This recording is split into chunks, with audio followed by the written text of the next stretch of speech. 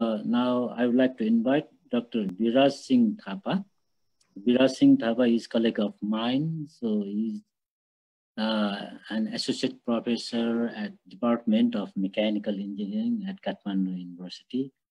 So he has been involving in many research under turbine testing lab of Kathmandu University.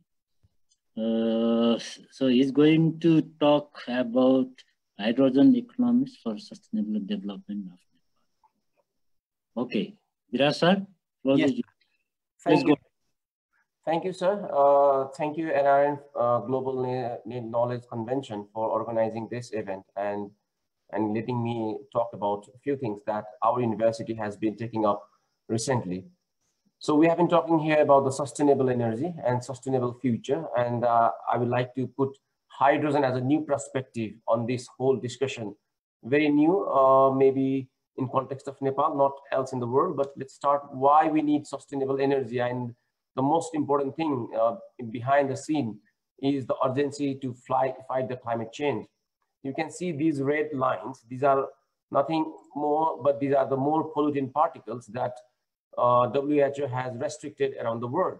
And if you see the whole Asia and a part of Africa is contributing to a lot of emissions. That is one of the reasons where in 50 years, more than 2/3 of population of animals and plants in the world has vanished. So it's the time to urgent situation.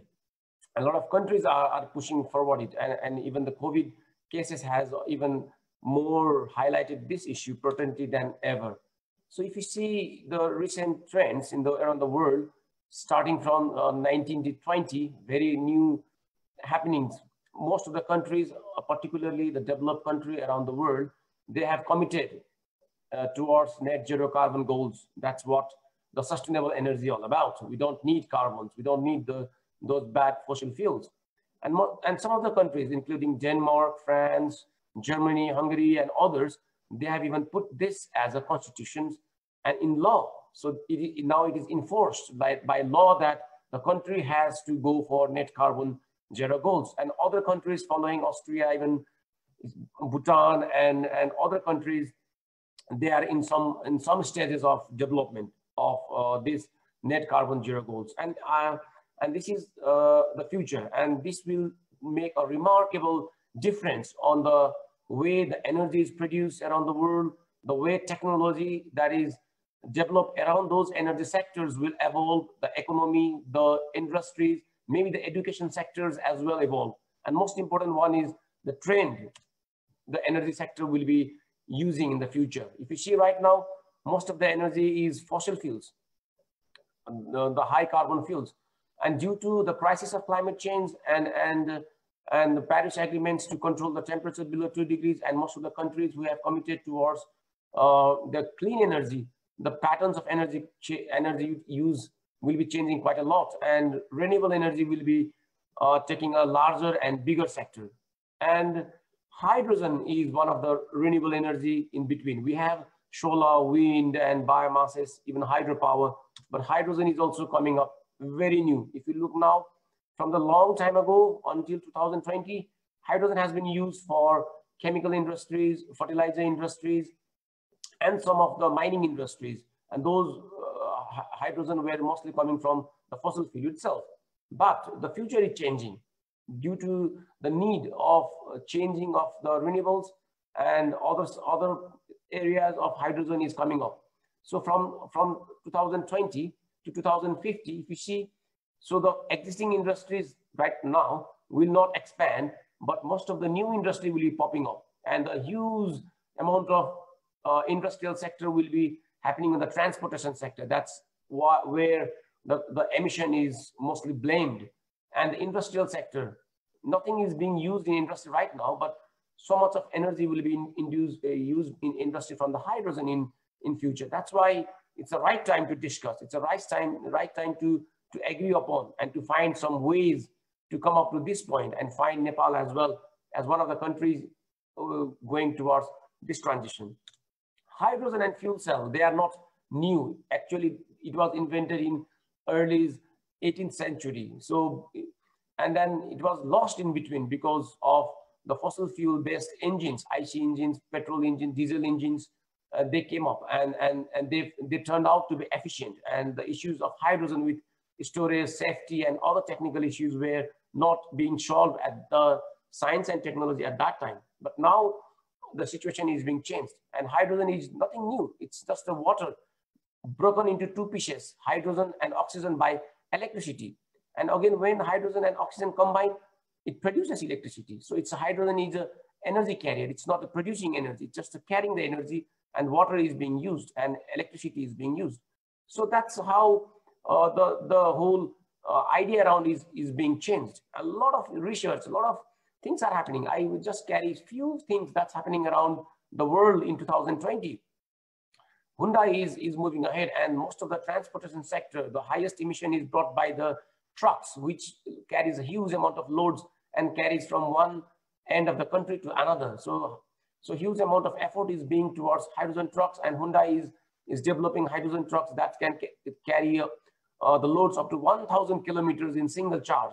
And that's not done by batteries. The load those trucks will carry, battery never can imagine to carry right now. Cars by Toyota and even Tata is working on the hydrogen buses. If they roll around in India, certainly they will come back to Nepal as well. So we need to plan from now. If those buses will be coming, how do we fuel them? Where do we get the hydrogen to fuel them? Will it come from India again? We don't want it, actually. A lot of the projects are also happening on conversion of existing IC engines to hydrogen engine-based transportation sector. So many things are happening there. And again, not only in the transportation sector, in the automobile sector, beyond that, in the railway sector, French company Alstom is moving quite ahead. Nepal got its new railway system a few weeks earlier, and it was based again on the fossil fuels. Maybe in future, Nepal can have them. Norway is moving forward with the hydrogen-based marine system. Marine system contributes more than 30% of emissions coming from the transportation sector, since it carries long way and heavy loads from China, for example, to America. So future of the marine system could be hydrogen, and also the liquefied hydrogen carrier, the liquefied ammonia carrier. Saudi Arabia, Japan, Australia are working on liquefied ammonia carrier from one continent to another, and break the ammonia again back to hydrogen or convert it into fertilizer. And not stopping over there, hydrogen is also coming in the emission sector, in the aviation sector, with the zero emission aviation sector.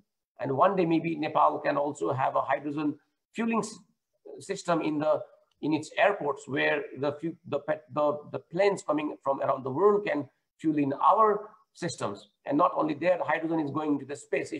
If the future is in the Mars with the commercial or tourist system is going to be in the space, that will be hydrogen driven. So it's a lot of things are happening. It's not at the commercial scale around the globe. Some countries have used it in the commercial scale, as in Austria, Denmark, and Finland. But around the world, it's going on the trial. And the future of hydrogen is coming after 2025 or 2030. But most of the countries at present, they are working on the strategies, on the policies, on the plannings at the government level. And if you see, most of the countries around the world, again, except Africa and some part of Asia, they have some strategies and policies for promoting hydrogen as a next future fuel in their countries. Even India has joined that club in some ways. But Nepal and Bhutan and some other Asian countries, we still need to follow that. So I think it's the right time where we start to discuss, plan, and maybe convert our color to at least to light blue, if not dark blue, in coming few years, so that we can go ahead. So many things are working. So this international partners for hydrogen and fuel cell has been formed in 2003, and they expect by 2050, $2.5 trillion annual revenue will be generated from hydrogen. United States, France, United Kingdom, Netherlands, Germany, even China, Korea, and Japan are part of that alliance. India is joining that club as well, and Australia as well. So that is aiming to create 30 million jobs. So the conventional jobs pattern will be changed. Our students, our human resources has to be trained so that these jobs come to their core. And the global energy demand by 2050 will be taken care from 18% by hydrogen itself. Today it's zero, almost zero, or 2% of energy demand is covered by hydrogen, but 18%, that's a huge amount of energy.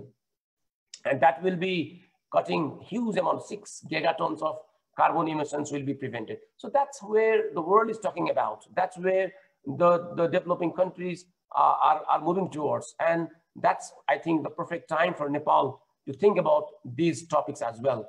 And in Nepal, it's not about developing the new technologies and selling it to the globe. In Nepal, I think it's the technology transfer and local adaptation based on the opportunities we have, based on the constraint we have.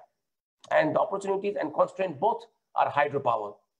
So huge amount of hydropower are under construction. And by 2030, more than 7,000 megawatts are expected to be online on the grid. And that's huge. And that's more than what we need. And some of the estimations from NE itself shows this is the peak demand. And this is the supply, of the hydroelectricity. So that's a big gap between the demand and supply. More than 3,000 megawatts starting from 2027. We can see consistently more than 3,000 megawatt around the year surplus amount of energy. And one option, of course, could be export. But now the previous speakers have already highlighted the challenges. Can we export this electricity to India and Bangladesh? As of now, we cannot. But we cannot prevent this electricity to coming out because all these projects have already gone into the mobilization sector. The energy will be coming out. If we don't use this, the hydro projects will be bankrupt. And eventually, it's a public money, it's a government money, and country will be poor again. So the time has come from now where we don't have a surplus, a very little surplus energy, then when we will have this much of surplus energy. And the experts forecast shows even in the high economic area where we will have the high amount of the hydropower, our dependency on the fossil fuel will exponentially rise.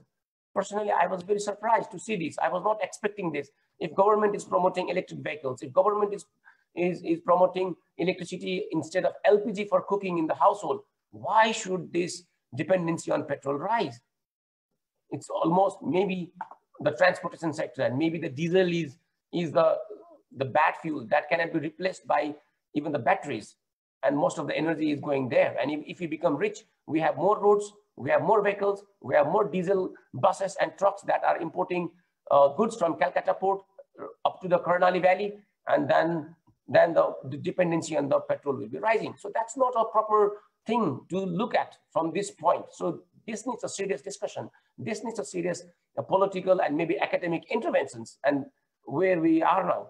So from the 7% dependency on diesel in 2050, if we go to 18% dependency on diesel on the overall energy scenario, that's not going to be sustainable. That will still increase our dependency and energy security as well. And these are the current burning issues. And again, there are so many challenges that the country is facing right now. The world, the trade deficit is going high. Our annual GDP is not rising much. And we see the dependency on the fertilizer that's adding the food security. The coronavirus is not preventing the farmers to gather 2 kilometers lines. We have spillage of energy. Our grid quality is getting bad and worse. And electricity is not being able to sold out. And IPPs are even, so many projects are declaring themselves as a sick projects. So in this perspective, Kathmandu University thinks there is a need for change, and that change could be something new.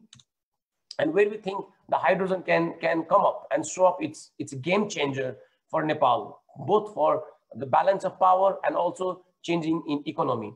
So we can use this hydrogen for maybe in future transport, grid stability, where we can store a huge amount of energy as a from hydropower to hydrogen and use it when the demand becomes high. Industrial processing industries and even for export and so many new things can come up. Fertilizer plants, that's our energy security, food security, new chemical industries, mining industries, and so many others.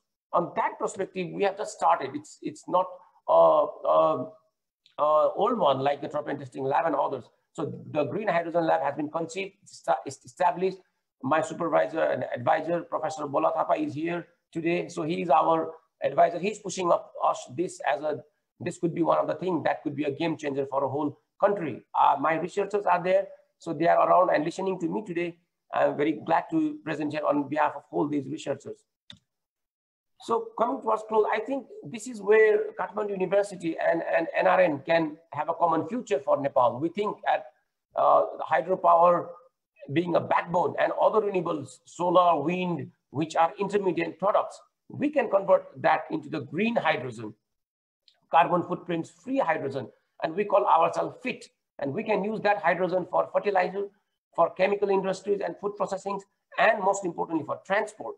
So this FIT of hydrogen technology is something, the vision carried by my team in the Kathmandu University, and maybe NRN, which has been focusing towards hydropower and other sector, can join us together. So we can come together and maybe find some ways, come and sit for the serious dialogues and make our country fit from economic perspective, from energy security, from the food security, and from other perspective as well. So with that, I would like to share a final slide from my lab, from my researchers' perspective. We have thousands of years, maybe millions of years old glacier systems and the rivers. And recently we have started to produce energy out of it. We call them hydropower.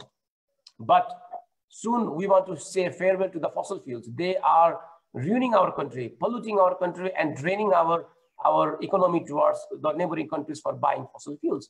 And maybe the intermediate transition could be the electric vehicles, electric buses, household electric supply. So they are intermediate transmitters. But in the long run, we need more power, and batteries cannot supply them. And we think this hydrogen technology should come up. And we have already started the research and development from this hydrogen lab. We call ourselves Green Hydrogen Lab. And maybe in future, we see a lot of opportunities. The surplus energy produced from hydrogen, hydropower can be stored in the hydrogen, can be transported by ships, and maybe soon they will be coming up as a hydrogen fueling station, replacing all those fossil fueling stations maybe in futures. And we can build our cities around it, the hospitals, apartments, universities, where we need the backup power supply. We don't want diesel and petrol to supply our backups from the generators. Hydrogen can be an integral part. And we also see the industrial revolutions. We don't have a fertilizer plant. A single ball of fertilizer has to be imported. So we want the agriculture sector to be backed by the hydrogen. Fertilizer needs hydrogen in a huge quantity and electricity in a huge quantity. We need cement industries and other mining industries to be backed by hydrogen. And most importantly, we want to see the hydrogen coming in the transportation sector, hydrogen buses, maybe the ships that our visionary politicians are dreaming about could be driven by hydrogen in future. We want our airports to be fueled from the hydrogen. Maybe those airplanes driven by hydrogen can land in our country one day and fuel themselves with the cheapest hydrogen from our surplus electricity and fly back. And that's what we see, what we dream, and what we think. It's not a goal that a university can take up. We have already started dialogue with the government and policymakers. We have celebrated the Hydrogen Day, where the keynote speaker from today, Professor Govindaraj Pokrel, also acknowledged this work. So let's come together. That's the urge of academia. We are the university. We want to show the future to NRN, to policymakers, to politicians, to industries, so that maybe sometime in future, 2030, 40, or 50, this ecosystem is possible in Nepal. That's what I have to say from my side today. Thank you very much. Thank you very much, Biraj. It's indeed very good presentation. So it's somewhat good dreaming to have hydrogen economy in Nepal.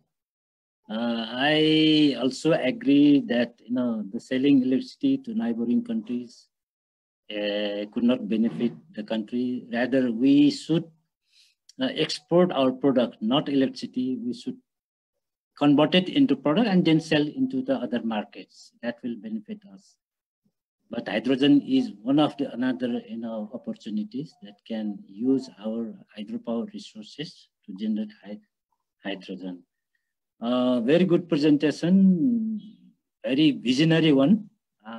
The government of Nepal, as well as academic institution, not only the Kathmandu University, the Tribhuvan University, mainly the Institute of Engineering is, is a very interested to make hand with your team